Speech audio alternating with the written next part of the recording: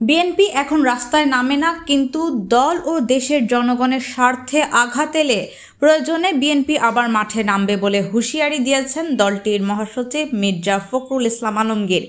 শনিবার বিকেলে রাজধানীর ১০০ ফিটের বেড়াইদ এলাকার দুস্থদের মধ্যে ঈদ উপহার বিতরণ অনুষ্ঠানে তিনি এমন মন্তব্য করেন। মির্জা ফখরুল বলেন, দেশি বিদেশি ষড়যন্ত্র চলছে, কোনোভাবে কোনো চক্রান্ত সফল হতে দেওয়া হবে না।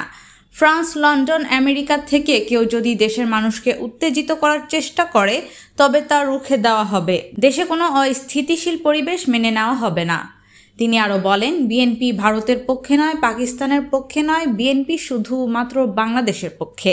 ভারতের আগ্রাসী মনোভাবের বিরুদ্ধে লড়াই করে যাচ্ছে উল্লেখ করে তিনি আরও বলেন, ১৭ বছর লড়াই সংগ্রাম হলো, সুখী সমৃদ্ধশালী দেশ গড়ার জন্য এই লড়াই। কিন্তু কেউ কেউ এটাকে ভুল বলে ব্যাখ্যা দিচ্ছে, বিভাজন তৈরির চেষ্টা করছে, কিন্তু তা হতে দেওয়া যাবে না।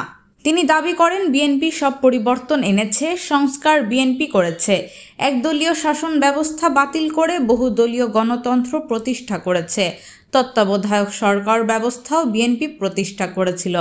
এ সময় গত ১৭ বছরে গণতন্ত্র প্রতিষ্ঠার লড়াইয়ে বিএনপির নেতাকর্মীদের আত্মত্যাগের কথা স্মরণ করেন দলটির মহাসচিব।